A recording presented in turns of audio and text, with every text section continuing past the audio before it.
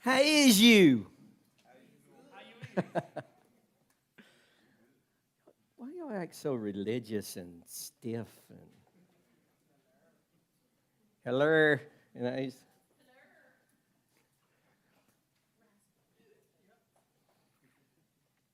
I like to have fun.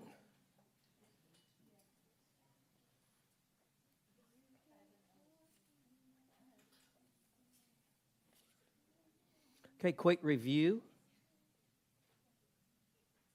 Don't make me call you by name. You can give one, or I'm gonna call you by name. Everybody's face like. Anybody knows who's the first name on my list?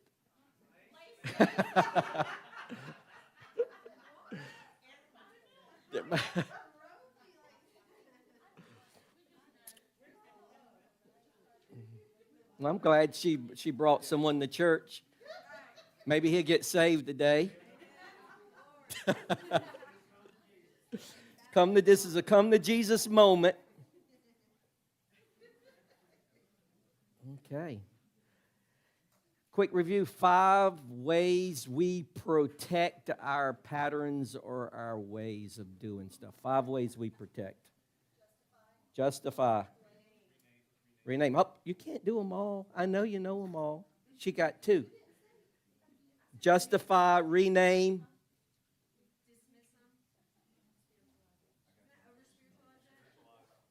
Spiritualize is one. It's underneath it. There you go. Minimize. What else?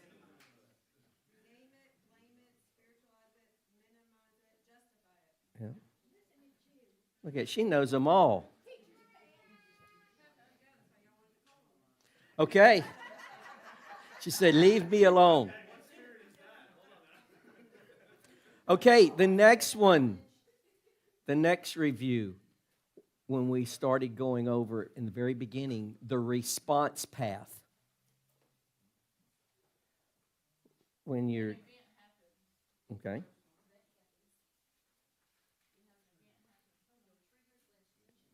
But there was a four part called response path. It's 4.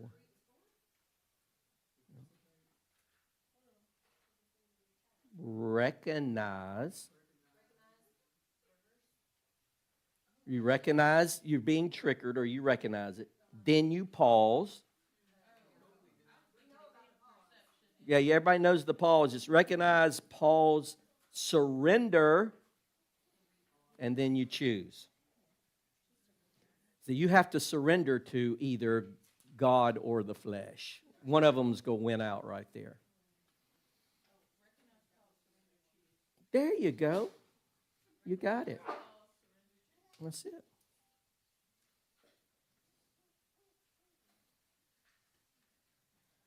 So we got a good subject. We're going to go as far as we can go today, okay? As far as we can go, and then we'll pick up where we need to pick up next go around. But in church, if you have attended church or you read Christian books, there's certain things. I'm going to tell you some things like in class when they say, you want to remember this? I'm going to point out some things today that you'll want to jot down because these are key components to what we're going into. Can everybody see that? Or is that?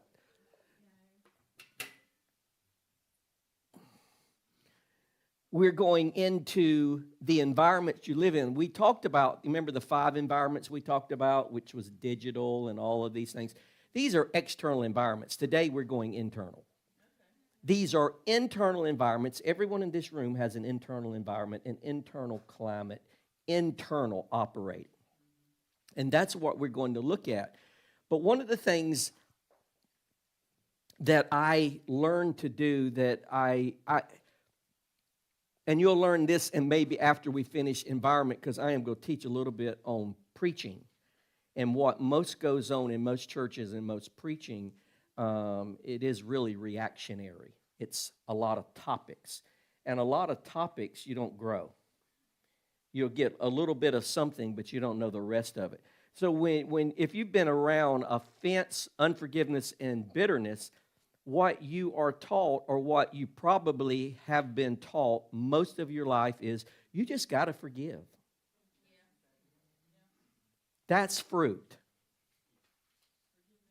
Forgiveness is key, but there's something that's, I don't want to say just as important as forgiveness, but it's next to it, and that is you've got to learn what happened. It's not forgive, because if you don't know what happened, then you miss the whole concept. And today, I hope to get to the place where you learn the difference between hurt and bitterness. I wish I could tell you, I wish I could stand before you and tell you 100%, or sit before you and tell you 100% that I have no bitterness. I am processing right now things that could be hurt that's not bitterness, or things that could be bitterness you call hurt. Because bitterness is not hurt, and hurt is not bitterness. There's two different things, and if you don't understand that, you can allow bitterness to remain, and it's hurtful. It's really just hurt, and you're beating yourself up, or it could be hurt, and you're naming it something it shouldn't be named. So, anyone know what this plant is? It's a tree. Man, you're observant.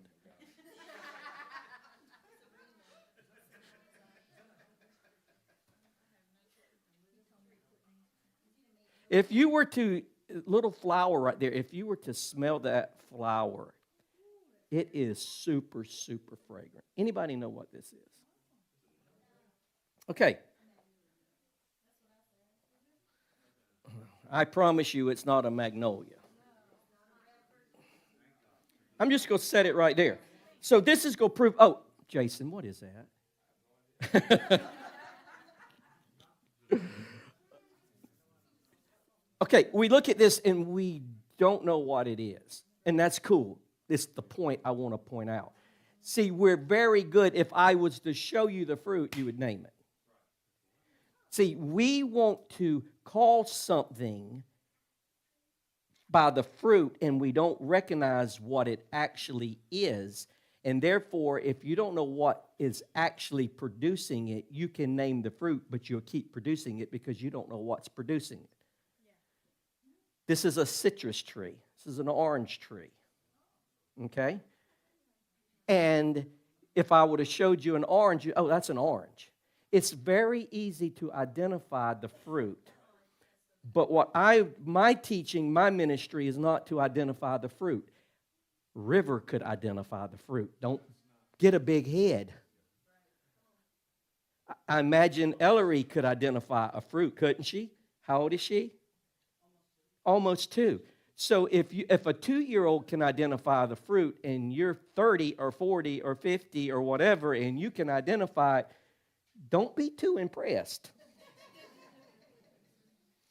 But where that fruit comes from, you can determine what's producing this fruit, and then you can go straight down and trace it to the root. I am a root person, because if you don't deal with roots, you keep producing, and you keep repeating, and you keep cycling the same concepts, and you need someone to pray for you, and they tell you, forgive. But what has produced this? And if you just forgive that situation, then when you get into another situation, it produces again, and you got to keep forgiving. But you can stop the forgiving when you understand what's causing that. You don't have to ask for forgiveness 100 times, because you stop it before it gets there.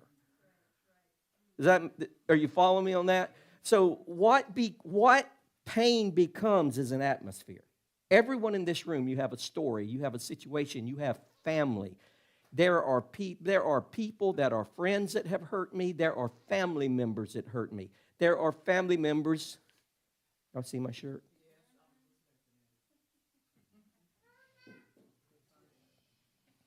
Quit looking for me. I have to tell you, in ministry, I have offended a lot of people. I've hurt a lot of people. I intentionally, not that I ever intentionally, but I really work real hard to pay attention that I don't offend people. If what I say offends people, I can't help the truth offending, but how I say it, my tone, my actions, sarcasm, all those things play into the impact of that. But religion is the most hurtful thing. And in Tuesday night formation, I have something that was said, but I haven't heard a lot of people say, but something was said about a situation, and someone said that they were trying to get prayer, and they were told the reason you're not getting healed is unforgiveness.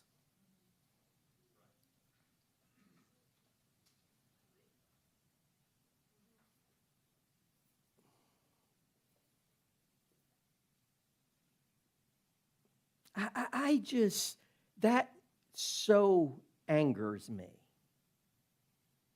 That religion has the audacity to tell people why they're not getting healed and why they're not getting deliverance or why they're not getting breakthrough is because there's something in your life. That could be true, but that is not a reason, because that is not a reason why you're not healed or why you're not getting breakthrough. I would say a lot has to do with structures and environments more than classifying. But religious people do that when they don't have the power to do something, they want to rename it. They want to reclassify it. Now catch this. So when pain occurs, we'll call pain an event. When that occurs in your life, this is something you want to, this is what creates an environment. Several things happen. Pain,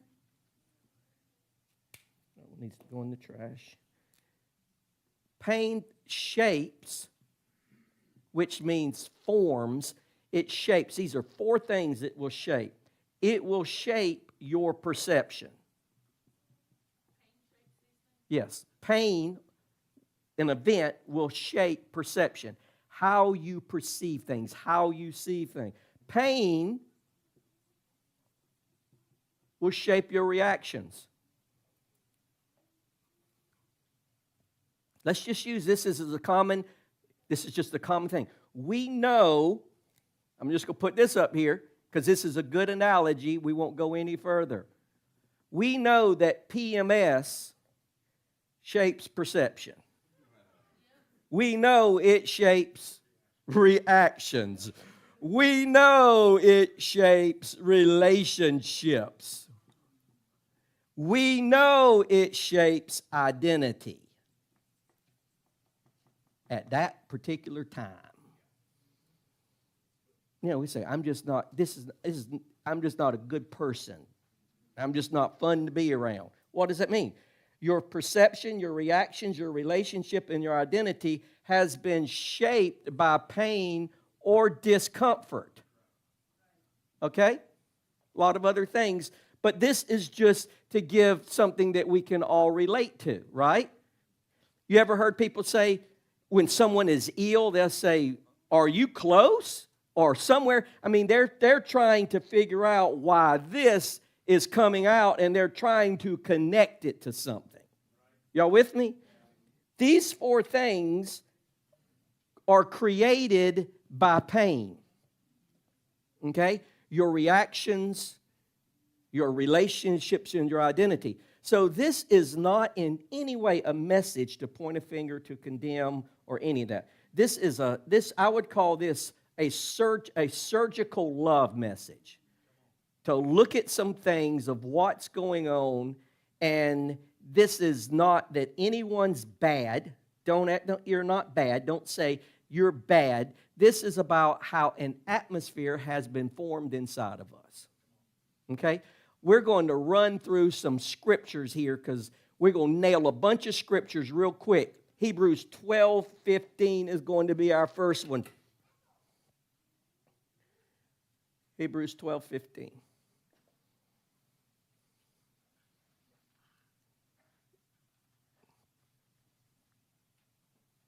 You have that one?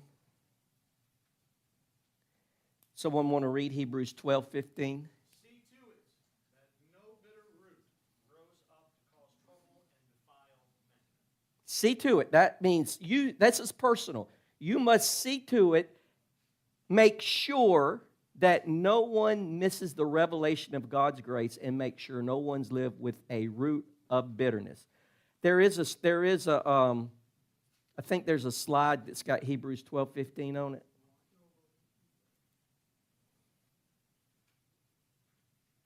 Is that it right there? Okay. So we talked a little bit about this. What does roots do? Roots create. First thing they do, roots are go create something. You will not have a root and it not create. What's the second thing a root does? It feeds. You can't have this. This started with a seed. This started with an event. This started with a planting. And then it became a shrub, a tree. And the more you feed it, the more it grows, and then it spreads. So when you have this, everything good? When you have this root system, what God is saying here in Hebrews, you got to know, this thing is going to spread, you go feed it, and it's going to touch many people. You could, if you go to these big oak trees, or if you ever dug up a tree, I mean, you can have a plant, but the roots can go 50 to 100 feet out from that tree.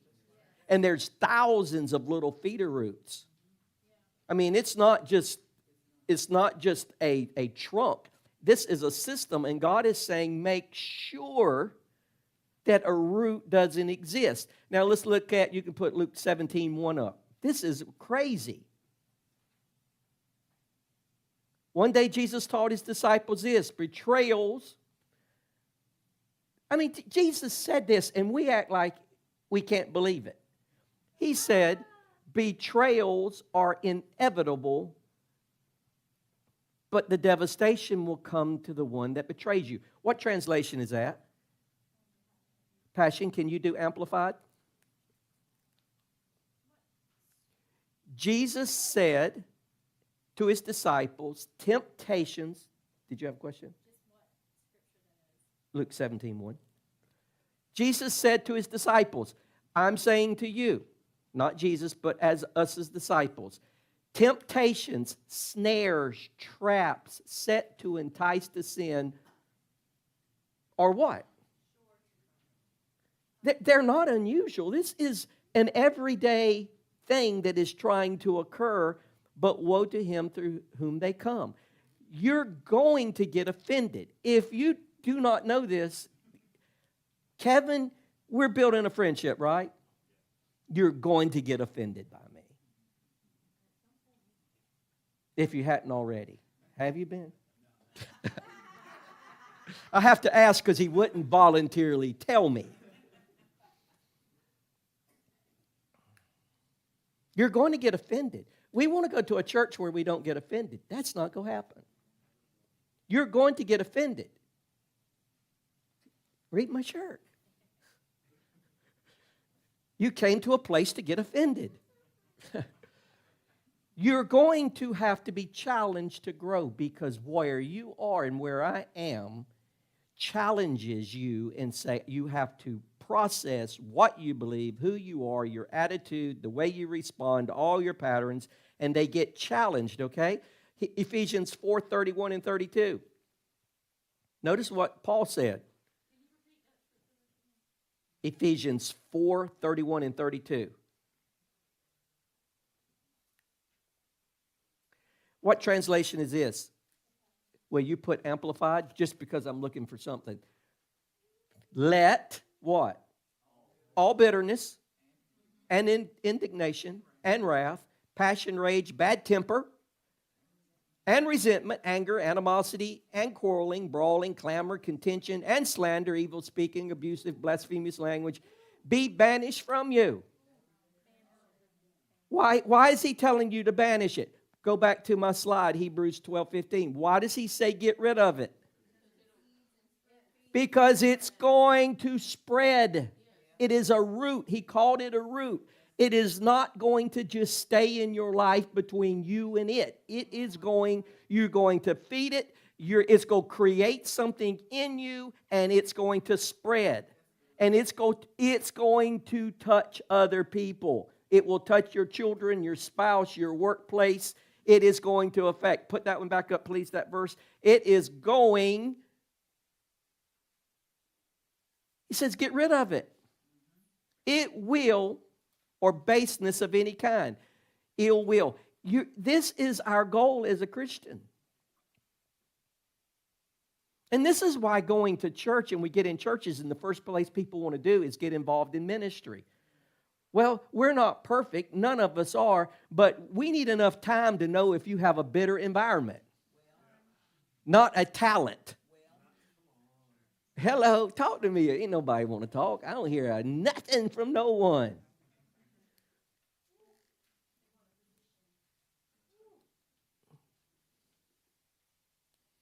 Proverbs 4:23. All these scriptures are going to come together for us right here, right now.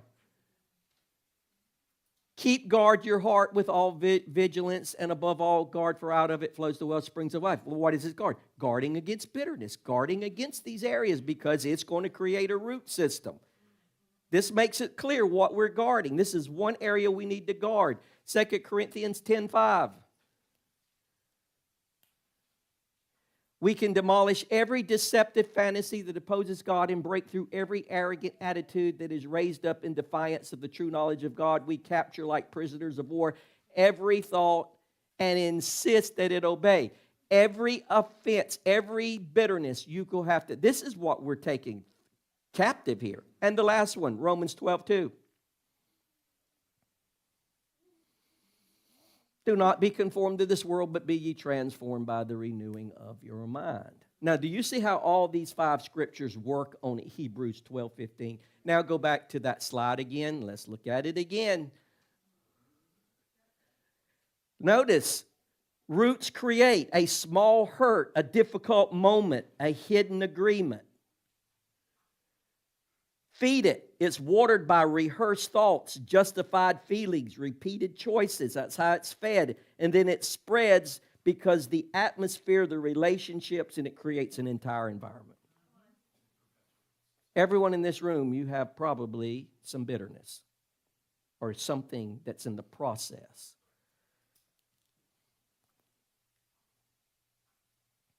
I will tell you a funny story. Not that Jason's here, but he just happened to walk into it this morning. So Jason on Tuesday night was telling me about his swimming pool. So he was putting chlorine and cleaning it and all that. He had a high level of concentration of chlorine.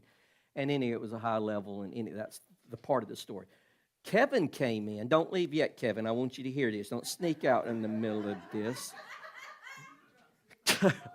So Kevin came in, and Kevin was right there, and I said, Kevin, walk over to Jason and shake his hand and say, you smell like chlorine. No, I ain't saying that. No. He walked over, shook his hand. He never said anything. He read the bait, okay? And he didn't, he could have done that, but Jason, on something as simple as that, could have gotten offended. It was meant bantering. It was meant joking. We don't realize, and we're going to get into this to understand this, that I could say something to Lisa and she'd laugh about it, and I could say it to Carissa and she said, was he kidding or was he serious? And it plays on her mind all day. Why is it that I could call on Lacey to ask a question 3 times a service, but I could call on another person, and they would be like, don't call on me. I don't like it when you call on me. Some people would not come to church because I don't want him to call on me. Why is this?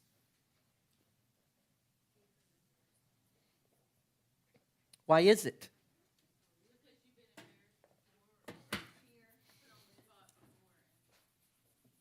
Okay, listen to me. Listen to this. These are so good. These are points. We're going after this. What is being said is all technically true. Say it again, what was said. Someone could have experienced an embarrassment before, put on the spot. That is not the root.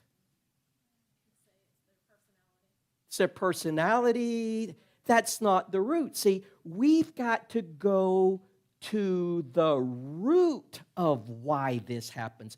Why can I say something to Richard and he laughs about it, and I say something to Daniel and he feels bad about it? There's a reason why, and that's what we've talked about this, and it's in Scripture that we develop an unoffendable heart. What does that mean to develop an undefendable heart? How do you develop it? Develop an undefendable heart. Praying more doesn't do it. Reading the Bible more doesn't do it. Going to church more doesn't do it. Getting deliverance doesn't do it. How do you actually do it? Do y'all see the type of teaching I'm doing here? I don't want you to go after fruit, because as soon as you pick it, it grows right back. This is going deeper, because have you ever had a cut or a wound?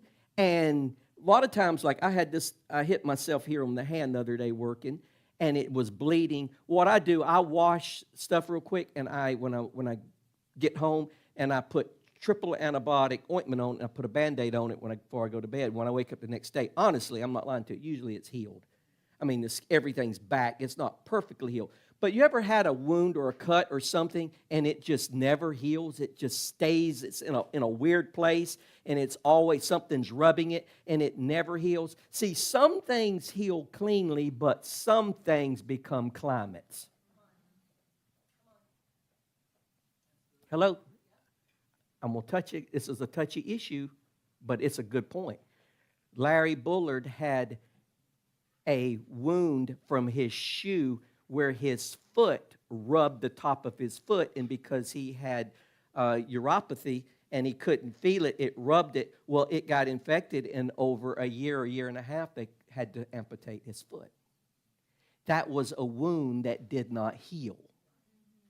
Hello, y'all with me? That was a wound that did not heal. So how about this? Let's look at some things, because everyone in this room is different, but let's look at some things. How about a humiliating moment? Someone can say something about your looks, or about your weight, or about your dress, or about something you said, and you ever put your foot in your mouth and you laugh, but it can be a humiliating point. That may not be humiliating between Casey and Daniel and I, but you add Greg to it, and we banter a lot, and you add Greg to it, and Greg may not take that same joke the same way and get offended. Okay? How about betrayal by a spouse?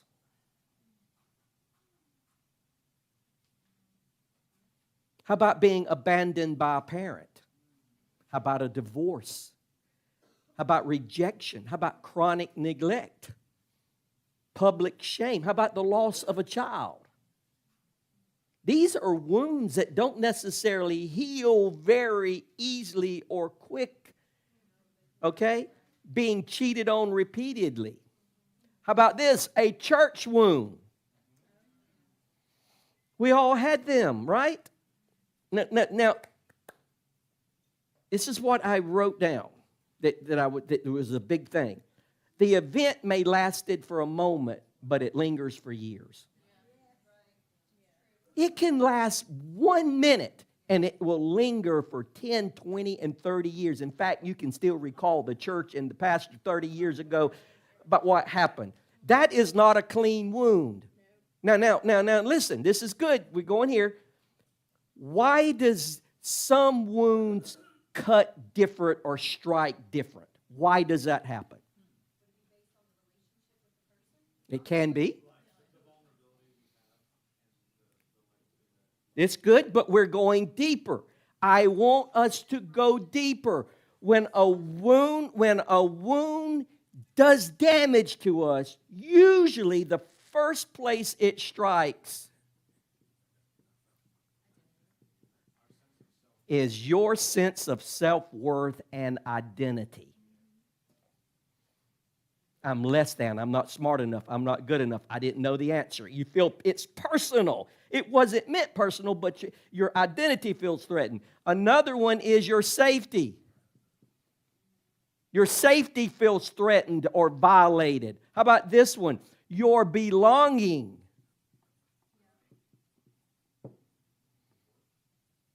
There's another one. That's another one. Worth. Your worth is in jeopardy here. And then we'll add your trust or your love. This is when an event happens, when hurt happens, when something happens, it usually attacks one of these areas, and that's where it lingers the longest.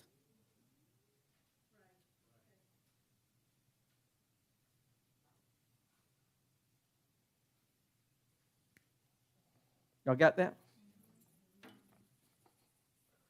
Everything, just for clarity, all the answers that we're giving, they're right, but they're still above the surface.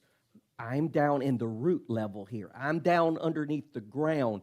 You have to learn to identify stuff. And here's the answer to the question that I asked earlier. Structure, what did I write? Determines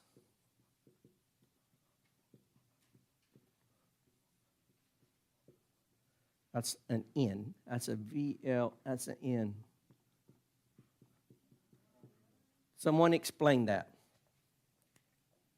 How the building has been built and to what tolerances will determine how vulnerable it is to Right. wind or earthquakes or to Yeah, Jesus said when you build your house on the rock, for when storms come, for when offenses come, hello, when they come, those who build on sand will collapse.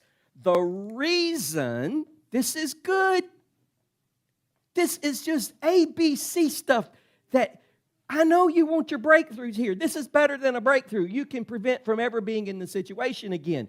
See, your structure, who I am, who God says I am, who I belong to, my identity in Christ, everything that I am in God, my structure, my rock, my identity, my beliefs are so solid that vulnerability is limited because I become armored. It says the devil will shoot a fiery dart. Well, if I stand here and someone shoots an arrow at me, guess what's going to happen? It's going to penetrate. But if I have armor on, it will deflect it or it will not go all the way through. So your identity, your structure, that was layer one, right? Your structure, having a strong structure will determine how vulnerable you are, how weak you are, how much drama will happen in your life, how easily. We cannot have an unoffendable heart and not have structure. We just pray, Lord, give me an unoffendable heart. He cannot give us an unoffendable heart. That's like saying, Father, I pray for $1 million and you don't have a banking account. Someone says, here, I'm going to give you $1 million. Give me your banking account number. Well, I don't have a banking account. Well, I'm not giving you $1 million. You can't get what you have not structured yourself to handle. I know David, he's an NFL guy. Has anyone ever had someone that played college football quarterback throw a football and you caught it? Let me just tell you something. I have. And if you ever have a collegiate football player to throw a football at you, you think it is a .50 caliber bullet. It's not you and I they're throwing and it wobbles. I mean, these guys are 6'4", 6'5". Whew! It'll take your arm off. Anybody ever played with anybody that's good, even in high school? They are absolutely bullets coming at you. and they will knock you. They will take your breath if you get hit with one. I won't even catch one. Yeah, that's like a line drive. I am not catching it. You know my story of looking cute. I don't catch or mess with these things. And when you have these attacks coming in your life, you have to be armored up. And it's your structure, it's your identity, because you're going to get offended.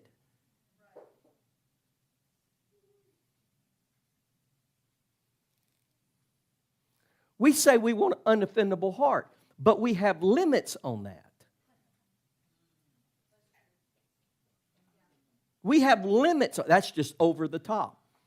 Jesus, do you know when Jesus was baptized, the Father come out and looked and said when he got baptized, now Jesus hadn't done a miracle, hadn't done one single thing, nothing at all, nothing. Everybody say nothing. He hasn't done anything at all, and the Father come out and said, "You're my beloved Son whom I am well pleased in." He hasn't done anything. He's a rookie. Jesus was a rookie. He hadn't even tried out. He hadn't had a temptation. Nothing. This guy was a rookie. He was an armchair Jesus. Does that bother you? Well, tell me what he did if you disagree. What did he do? He hadn't done one thing. He didn't need any bragging rights. Jesus said, as soon as he said, "This is my beloved Son whom I please," he went and got tested. His Father first told him, "I love you and I believe in you," before he ever got tested. When you know who you are and you know, "You got me, Dad, I got you. Let's go." Why was that the first thing that was said? Because he needed to know, my son needed to know, "I got you and I'm here for you. You can do this." And he went straight for the temptation then. And he said he looked at the cross and he considered it a reward because the Father had him. When you get this identity, and when I get this identity built, and I don't have this identity, I am working really hard on it. I am working on it.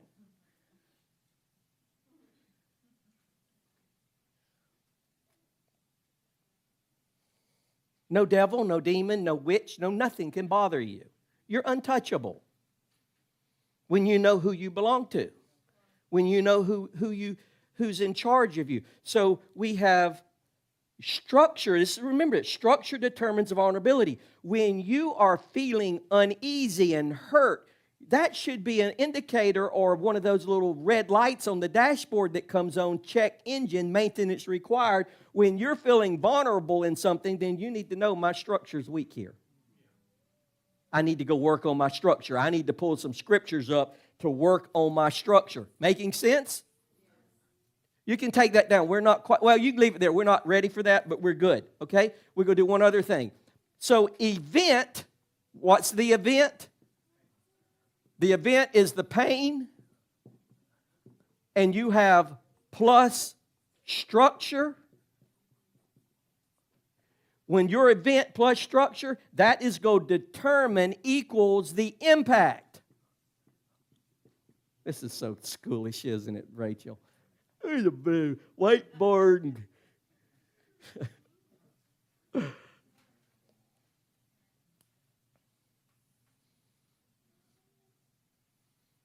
When you have an event, whatever that is, that event is going to happen on top of your structure. And when it happens on top of your structure, that's going to determine the impact it's going to have.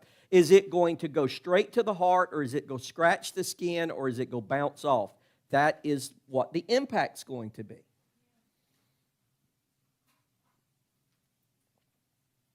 Make sense, Carissa?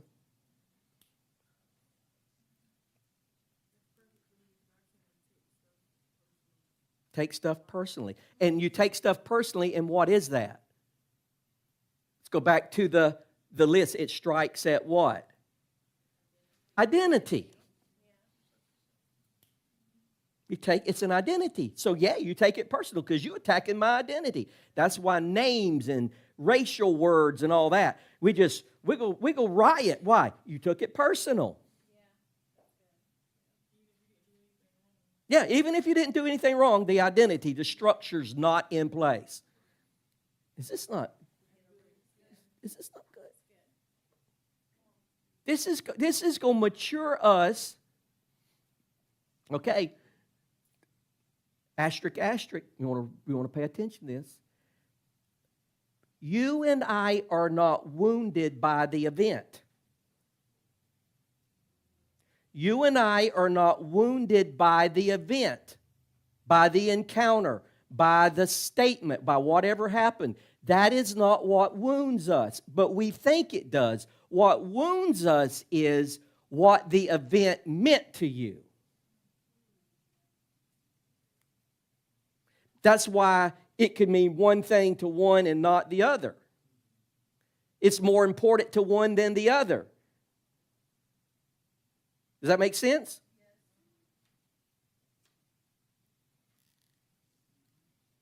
Let's go a little bit deeper. You want to go a little deeper on this? The pain is not only in what happened. The pain is what the event convinced you about yourself. It's a great example of what she just said. She said she takes it personal. So that event told her what? Who she was. You're insecure. You're not valuable. You're not pretty. You're not this. You're not that. You're not smart enough. You're not as good as other women. You're not this. You're not that. Whatever it is, that event told her, she interpreted it, and that event told her what it meant to her. Anybody want to use another example? You don't have to. I'm not going to call anybody. Is there something where something has been said about you or to you? No details. I don't want no details or anything. Can anybody want to share something that someone said to you about you that you took personal that hurt?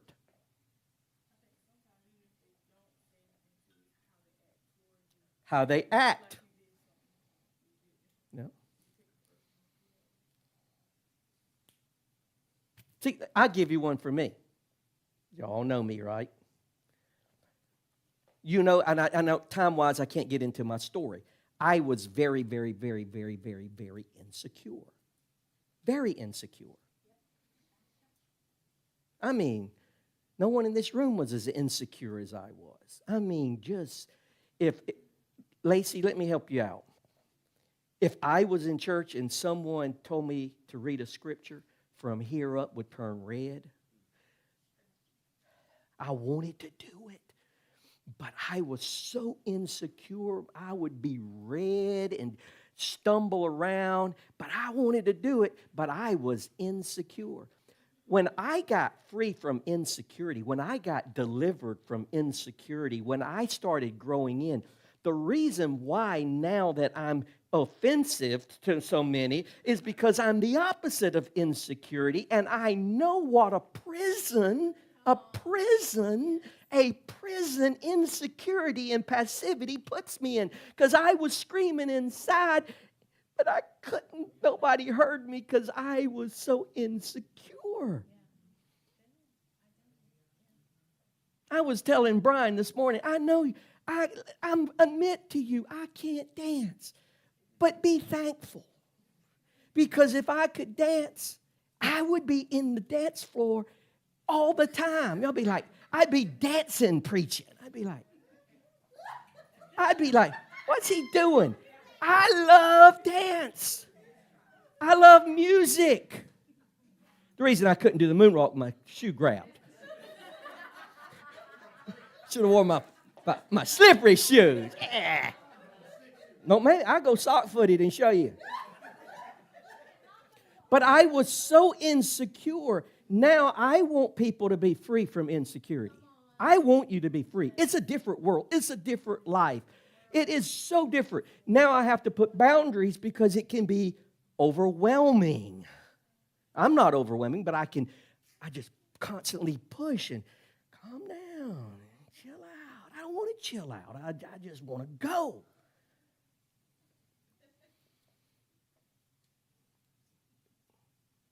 But I've lived my life, and I want people to be free from that area. And it could be other areas you want people to be free in. And your freedom, it says, do not let your freedom cause others to stumble. I can let my freedom cause other people to stumble. But one of the things that I take personal, anybody want to guess? I know there's a list. Let me reframe that question. Here is one thing so you'll know, but it's not like it's a personal thing every day. But here's something I take personal. It's a personal thing. And here's why I take it personal. To me, it's dishonoring. It's me. This is how I take it. Now, you have an area, you don't take it that way, and you don't pay attention. We all have areas, and we'll say, well, that don't even make sense why that bothers you. You know what I mean? That's so petty. That's so insecure. That is so, but we all have them. But here's an area that's a pet peeve that bothers me for people not to speak to me. That's a big deal. You see me, you walk by me, you're around me, and you never open your mouth and say, hello, how are you? What's going on? That's an area I haven't overcome. Because it's so easy to point a finger and say, good to see you. You don't have to hug me. But you do see me, right? You do see me. You do hear me. You know I'm in the room, right? And to not ever say a word, to me, I take it as dishonoring. It's not dishonoring. That's how I have perceived and interpreted that event. Y'all, does that make sense? Because I know what it is to go into a room and nobody speak to you. It makes you feel bad. I want people to feel good. I pick on Jason and different ones, and Kevin. I like building relationships and having fun. I pick on Brian the most. I have to be careful with Greg because he's so quiet. I don't know if he's going to karate chop me or what, because he's just so stoic. He's like Mount Rushmore.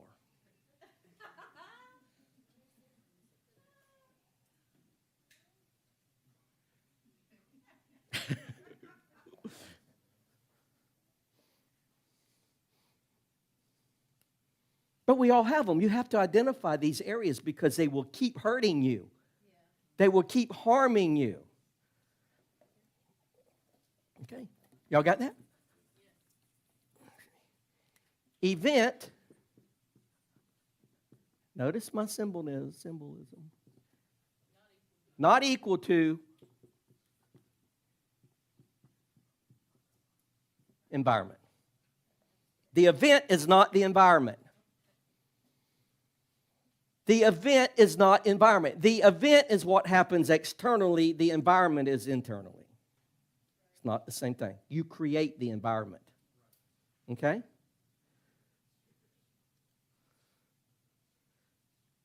Say this. Environments reproduce outcomes. Environments reproduce outcomes. Good. Okay. So, we know we have root, trunk, leaves, fruit, right? Would you say that's a progression?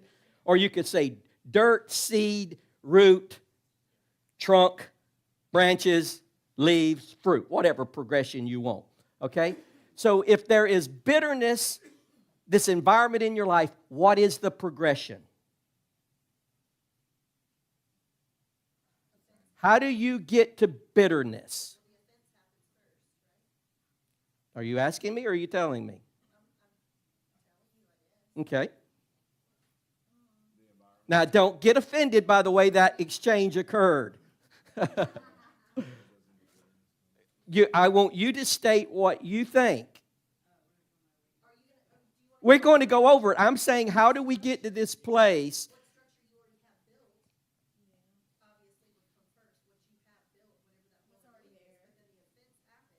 Okay. And then you may or may not pause. Okay. And then you have to make something builds tension, something is there. So then you have to make the choice what you're going to do. If you're not going to forgive, Yeah. And this is what I want and encourage you to all write down. You have already a progression of how all this stuff works in your life. We're going to have to compress all this down to what a biblical way or what God says of how we handle this. Here's the worst thing, the worst thing you can do is I have an issue and I go and tell Jason about my issue of what just happened, and Jason says, man, I don't blame you.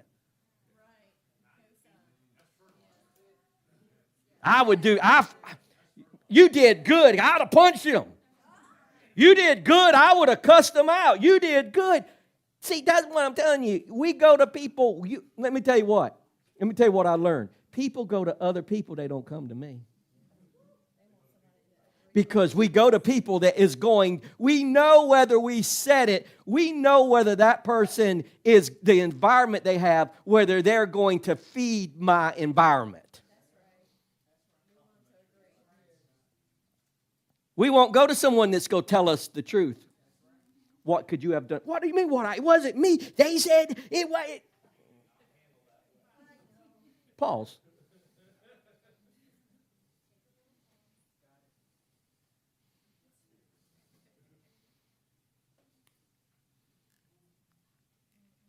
People have a tendency to go to people that will not challenge them. I never challenge them. I'm going to get to the root of, you need to come to discovery. I want people to challenge. I don't want people to agree. It always feels good when people agree with me, but I don't want you to agree. I don't want this to occur. I want to overcome this.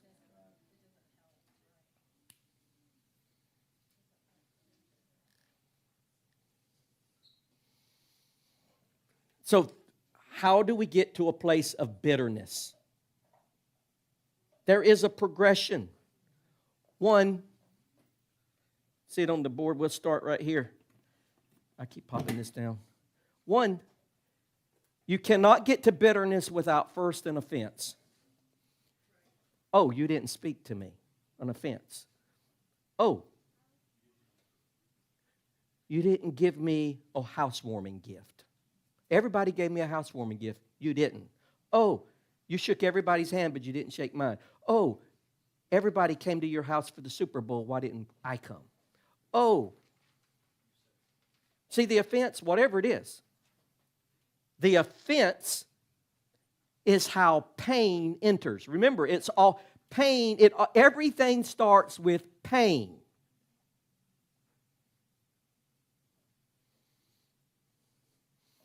The offense, help me, Jason. Jason knows this word right here. The offense is the breach. Is there a definition for breach you have? When they knock on the door, Wilmington PD, open up. Breach. Boom. Offense is the breach. Y'all with me? Bam, we're in. Who did that? Was that Ellery? Well, that's her amen. She's telling y'all something. She liked that. Okay? Luke 17:1. What does Luke 17:1 say? Watch out. Breaches will come. Watch out. Offenses will come. Watch out. You know what the Greek word for offense is? The Greek word breach.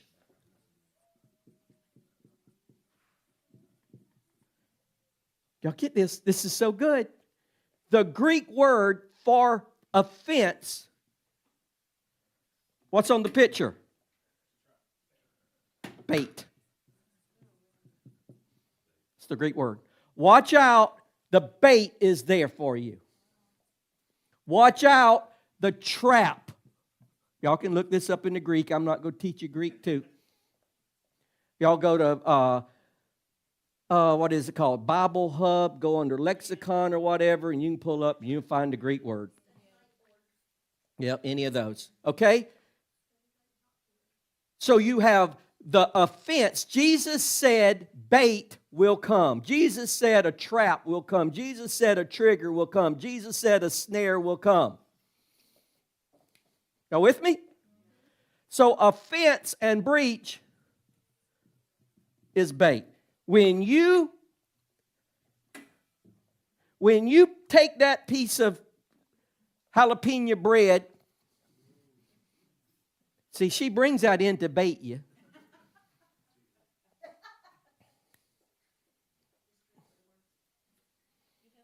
When you take that piece of bread,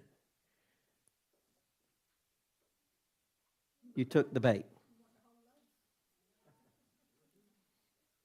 The goal of the enemy is to plant inside of you. And when the breach is, as soon as you take that bread, what happens? Click! It locks you in and it's got you. It's the subtleties of the enemy. It's the trickery of the enemy. And guess what? Deliverance can't fix that. The event is painful, but the trap is what the pain plants inside of you. It puts the pain inside of you. So how about this? Offense is the wound created when an event impacts the heart deeply enough to alter your emotions, your trust, and your perception. That is so painful. Let me ask you a question. Someone don't speak to me. I'm not talking about just general. You know what I'm talking about. People look at you, see you, and don't speak to you. Why is that so painful to me? Who said that? See, Lacey, it's rejection. Listen to me. When you don't speak to someone, you are intentionally or unintentionally rejecting them. What was my biggest issue growing up? Rejection. Why do you reject people? It's not my personality. Now, you know I hadn't used a slang word in a long time, and I'm not going to use one today. But when we say, well, it's not my personality, well, I just didn't get around to it, those are just pure lies. Everybody look this way. Everybody look at this wall. Can anybody tell me where Bertha is sitting?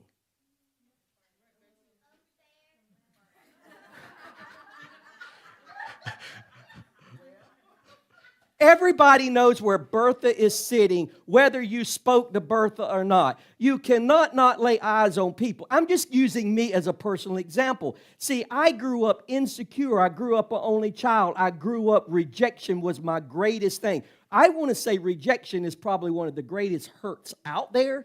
Betrayal falls into all of that. I know what it feels like to be rejected. That's the reason when I come into a room, I try to hug everybody, talk to everybody, and talk to me because I don't want you to feel rejection because I know the pain. And some people don't know the pain and don't care. Don't even think about it. It's not that they don't care. They don't even think about it. But their pain they hear. And you may not recognize their pain, and they feel the same way I feel. I'm just emotional.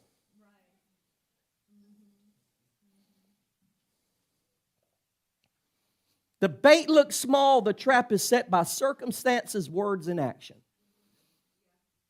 Of all the places that should not occur, it should not be in the house of God. Does that make sense? We on track here? So when that thing goes deep enough, trust is violated.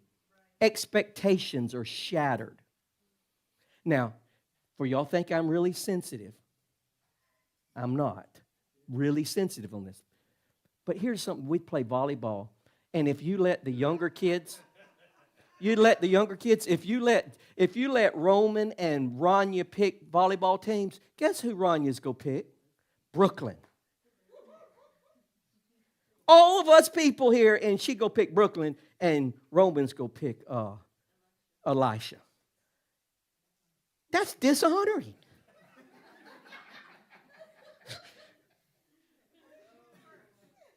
Why would you pick someone that can't even touch the bottom of the net?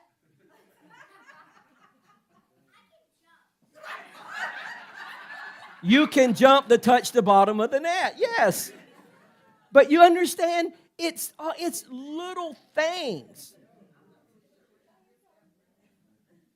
She gets that from Lisa.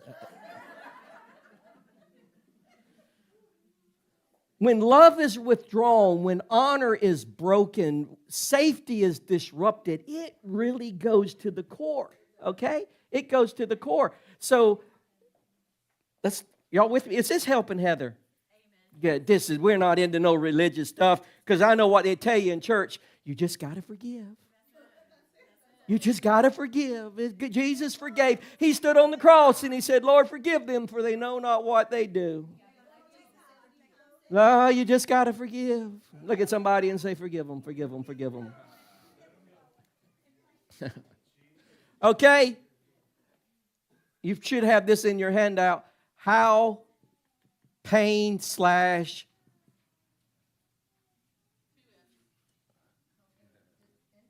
how pain enters. I said we just go take it slow. I'm going to make sure Jason gets all of this. He going on vacation. Be thinking about this up in the yer. We say yerg here. How does pain enter? Offense. Uh-oh, we go into number 2 now. How the next stage, once it enters, guess what? We protect it. So when I got hurt here, right? This tore the skin. I didn't cry. Didn't run anybody. It tore the skin, right? What did I do when I got home? I say I usually do. I cleaned it, I put ointment on it, and I put a Band-Aid. What is that? That's protection. As soon as you get an offense, you go protect it. You start nurturing, you protect it, you cover it. So unforgiveness is protection. Oh. Unforgiveness is now how the protection is starting to form. Just see that right there? I won't let that happen again. And we call that wisdom. Once bitten, twice shy. Wisdom. Oh, we're going to learn about this. It's a protection system. Oh, I forgot. Oh. Well, the last one. Bitterness. How pain becomes an atmosphere. That is the progression.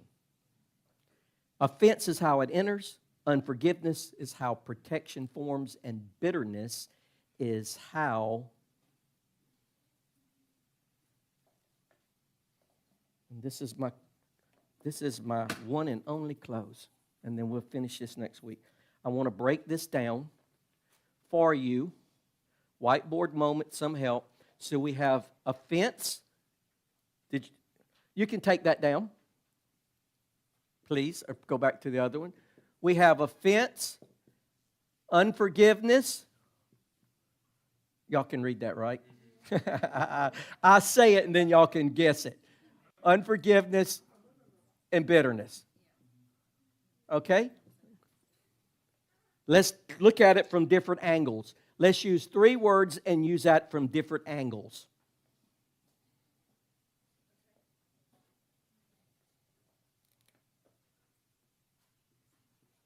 Wounds, walls,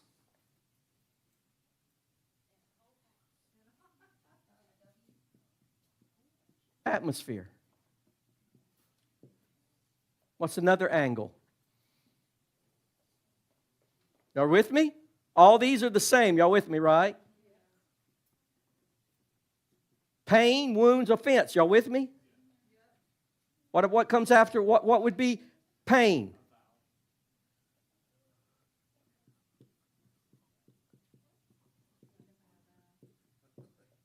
Pain, protection. How about this one?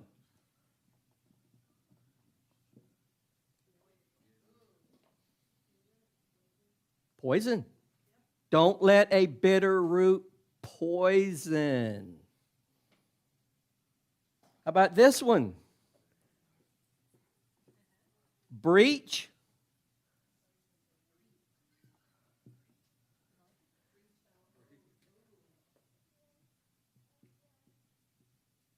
Atmosphere.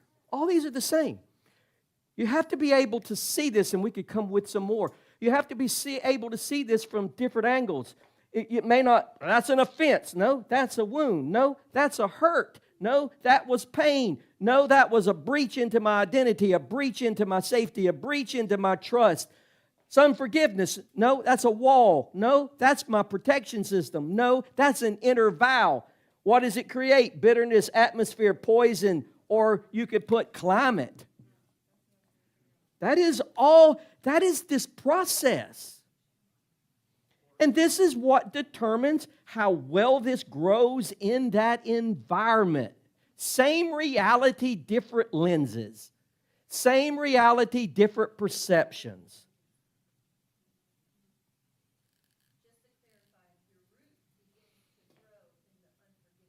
Yes. That's the fertilizer. Throw that one up with the 3 just so they can see that one. Even though we hadn't got to the other 2. So the offense occurs, then you have the choice to forgive or unforgiveness, and then Yep. the root of unforgiveness. Yeah. And this can happen in seconds. I want to suggest on whatever level this exists in this room, it exists in our lives, it exists with divorce, everything. We're going to go through this. Next week we go hit 2. We're going to go into unforgiveness, and then we'll go into bitterness, and we're going to really take this thing apart, okay? Because this, just praying for forgiveness, don't just forgive. You got to know what happened, what occurred, what is feeding it, why is it spreading, why is it the way it is? Because if not, it will return. You may get relief for a day, week, or an hour, but we won't relief totally removal. Any questions or anything? Yes.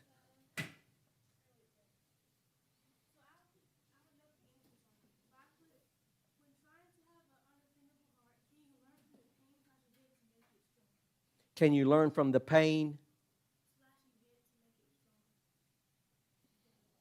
I think you can put boundaries up.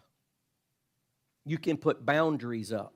And we're going to look at that. Make sure you're here next week. Because forgiveness, let me say this. Forgiveness does not mean I have to have a relationship. Forgiveness does not mean I have to hang around you. Forgiveness does not mean I don't have boundaries. Forgiveness does not mean I have to invite you into my house. Those are non-truths to forgiveness. Forgiveness is about my internal climate not controlling my future. I don't ever have to have a relationship with you. I don't ever have to have dinner with you. You say, well, is that really unforgiveness or a forgiveness? Forgiveness isn't about a relationship. It's about the change of a climate. Now, we make him work to rebuild something, but if this has been a devastating impact and you've had an affair on me or something major, that doesn't mean I have to stay married to you. That doesn't mean I have to, you've beaten me and all these things that I have to live with you. God hates divorce. Come on, don't get into all this stuff. I'm not trying to get into divorce issues or that. I'm just saying people grab little scripture tidbits and they don't understand them.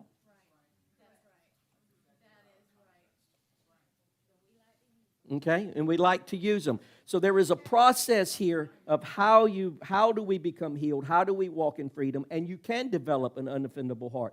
But we can get to the place where our structure and our identity is so strong, we deflect more than we take on. If every church you've been to, you've been offended, that's a structure issue. That's a structure issue. Okay, it's understanding this. Any more questions? Good question. Did I answer your question? You do learn from that, but you got to be careful because you can use that pain and event to create inner vows, and you will end up. You'll put, I know what happened here, so I want to avoid here. That's called walls. Because we're trying to stay in safety, and therefore we're trying to stay in our protection zone.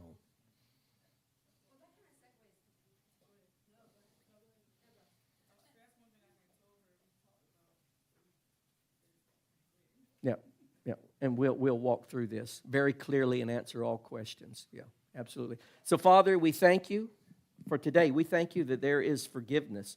We thank you there's wholeness. We thank you that we don't have to take the bait. We don't have to fertilize the offense. We don't have to let the wound become poisonous and infected, that we need amputation.